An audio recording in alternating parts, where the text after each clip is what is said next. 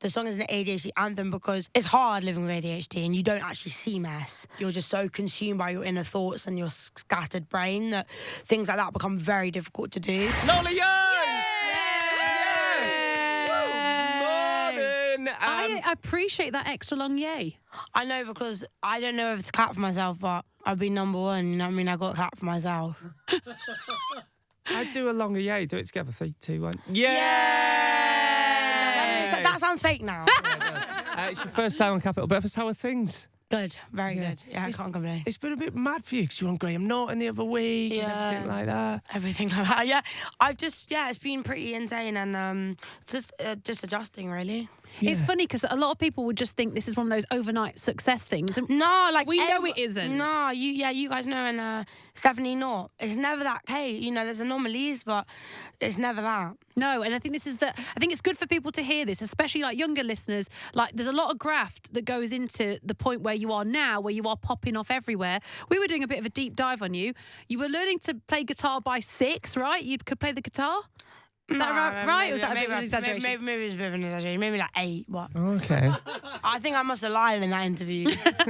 But yeah, I wanted to show off. But no, I was like piano from about 6. Yeah, piano, guitar. Guitar, self-taught. Like, yeah, I've just been at it, basically. Have you been writing since you were like about 11? 11? Yeah, honestly. Yeah, really? That's true, yeah. I've been writing songs for a long time. I always think, because like they always say you've got to have like life experience and stuff to write a song. Like, you don't. I was singing about Santa and the fact that like my mum wouldn't give me enough sweets and all that, but it was, then I write in a poetic way. It wasn't that bad.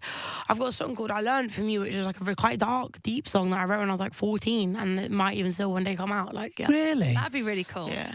If you want to write and you have some kind of instinct or some kind of pain, or you've gone through something, I think you can write at any age. And I think your songwriting progresses, it changes, it evolves, it becomes something different. But you can always write. I mean, people will write poems at any age. So what makes songs different? I think that's quite nice, actually, because don't try and be something you're not. If you're young now listening and want to write, just write what you know. Write what you know, and also write from a place that feels authentic and feels real and feels like what you want to talk about. And it doesn't matter. Ageist, we're not ageist around it. Love that. And also, whilst you were young and writing, a little Dickie Bird tells us that you were constantly always in a Spiderman costume wherever you went. Yeah, why do people know that? I don't know, but yeah, I was. I big up Spiderman. I love Spiderman as a kid, I guess. We know because someone on this team knows someone who kind of grew up with you. Oh, that's mad. They're from the same neck of the woods as you, and they were like, oh yeah, little Lola, she was in a Spiderman costume. Yeah, full head to toe, I had the whole thing on my face. I couldn't see anything. Would that just be like out to the shops and stuff? Like, would you get changed? Nah, I would get changed with the shops. I'd hope so.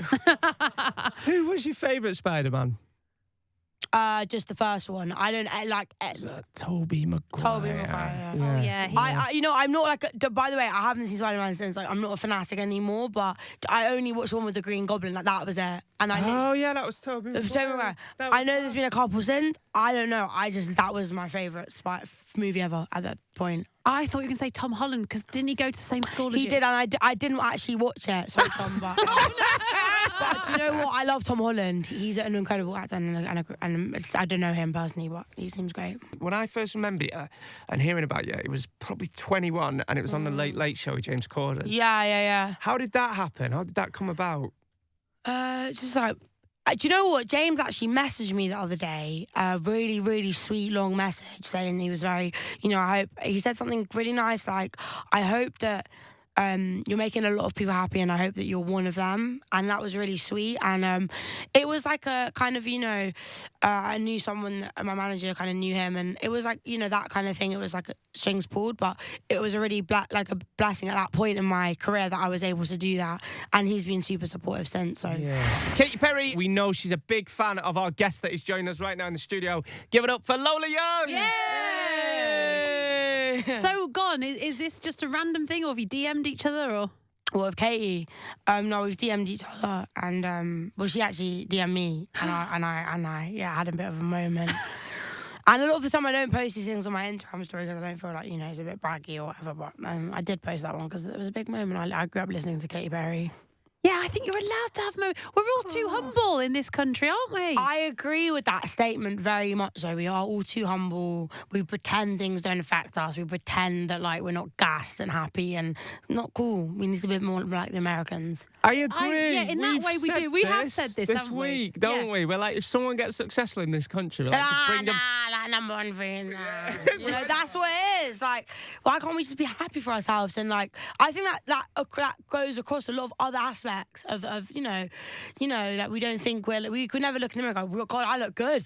No. It's going to be like, what do you mean you look good? Do you know what I mean? It's like that, you know. You're so right. We have to look in the mirror and pick out the flaws. We do it all Yeah, the time. no more of that. Yes, Yeah, we I'm agree with here you. for that. It's very positive this morning. Right, let's talk about Messi. It's the best song out this year, I think. It's so Agreed. good. Love the video as well. The video is so good. Watch you perform it live on the telly.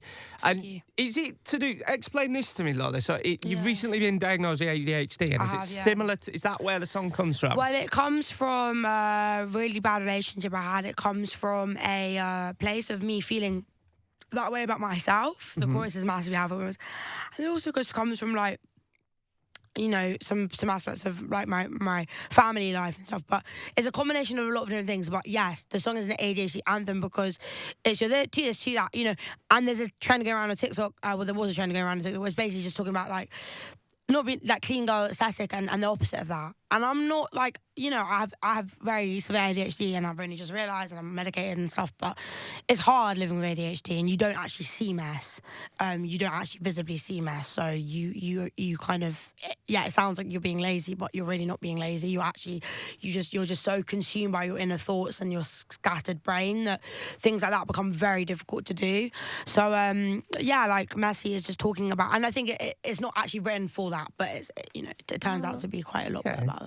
Yeah, I think it's cool because I think then it reaches out to someone with ADHD, and then even if you don't, But yeah, but I mean, it's you that can story still... of being like you can't win almost. Exactly.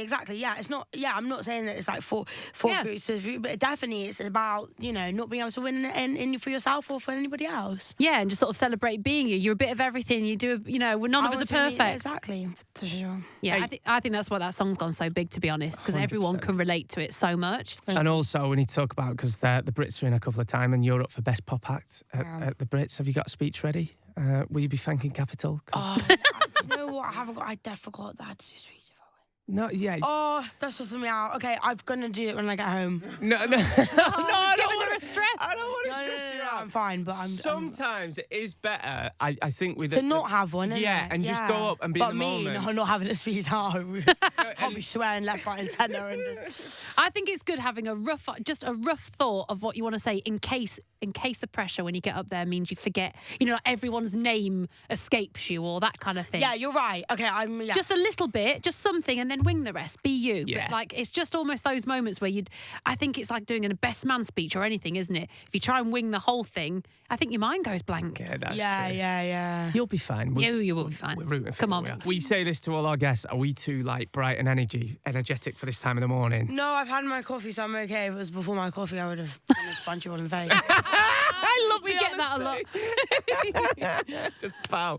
How do you find hearing the song on the radio? Are you bored of it yet? I have only heard it once on the radio because I don't really, you know, I'm always travelling, but I'm travelling on, you know, private jets. No, I'm absolutely not, mate. Economy. But at the end of the day, yeah, I'm travelling a lot. But I'm like doing, you know, trains or, you know, so I'm not in the car a lot. So obviously that's where I listen to radio. And I was in the Uber the other day and I like took off my headphones. I was like, oh my God, it's my song. I was telling the boss man, I was like, look, it's my song. He was like, what? And I was like, just turn it up. And yeah, I hadn't heard it, but it's amazing. Yes, boss. Turn it up, boss. Turn it up, boss. Yeah, but that's something, again, that goes back to us being humble and stuff. Is it nice to get giddy about hearing your own music, like going, I've done it? Yeah, it does. I mean, I listen to my music occasionally on my own. And Good. Yeah, I think it's important to do that because, you know, I'm at least going to be hearing it a lot more than that. I have to play it a lot, you know. So totally. Yeah, and for a long time that's those songs would just been yours in your, you know, in the studio or whatever, and now they're open to everyone. So you're hearing the song a lot on the radio. It's all over TikTok as well, which brings us on something. We want to do a trend with you on TikTok, don't we? Yeah, Sean? we think you'll be quite good at this. You'll be amazing. Because you've got good opinions, strong opinions. Have you seen the in and out trend? Like, No. Right, so it's just as simple as things that are just you want in for 2025 and things that you want out, right. Especially like, like you're glad to see the back of it in 2024. Right, okay. Don't but bring you're it going to into give me options. Well, I can give you some ideas of ones that people have mentioned, but I reckon you might have an opinion on some of these. So some people are saying, can we get rid of hair bows in 2025? You know, everyone was wearing bows in their hair. Do you know what I want people to stop doing? What? Is talking about fashion in and out. Because I'm going to make this a whole state thing, because fashion is subjective. All fashion is subjective. It's the same with music, same with everything. So you can't say in with something that you don't like because someone else likes it, and that's fine. And I don't think we should put in and out like that. That's my in. I like that. That's my in. Let's out the in and out of fashion. Hang on. Let's out the in and out. Right, say that again. Let's out the in and out opinions on fashion. Right. That's good. So we're not going to start saying things are in or out. Wear what you want. Yeah. Right, exactly. Where are you with the mouth tape? We talked about this earlier the week. You know, everyone's wearing mouth tape on the mouth. Oh, wait, to make this breathe easier. Yeah, at night. This whole breathing through your nose thing. Have you tried I it? don't know about that. Can you imagine sleeping next to someone who breathes out? No. I don't know if that's cool. I'm throwing that out. I'm sick of seeing videos of it. Yeah, let's get rid of that. Yeah, let's go to that. I think you'll like this one, right? Because it goes back to what we were kind of saying earlier.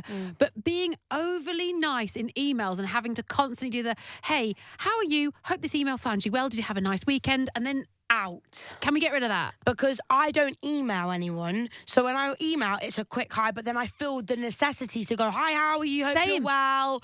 How are you doing? How are the kids? And it's like, I don't need to actually, I don't want to say that. Just send me my money. Yeah.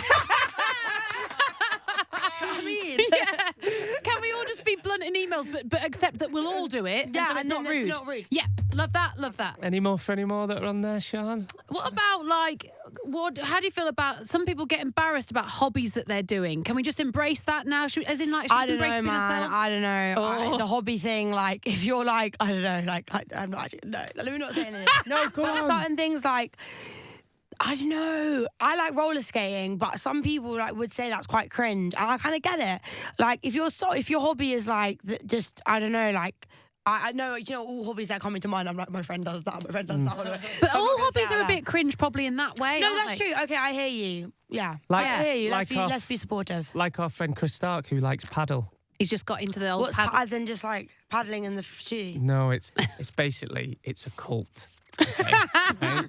It's a cult, Lola. It's a pyramid scheme, right? And it's where adults are meeting other adults and playing this like game of tennis in a cage. You've seen those glass things popping up? We're not doing that. That is definitely out. That is definitely out. Lola, thanks so much. Thanks so much. We loved having you on the show. Please pop in anytime. Thanks anytime. so You're more than good luck at the Brits as well. Good luck at the Brits. Yeah, see you there. Give it up. Yeah, we'll see you there. Give it up for the brilliant Lola Young. Yes!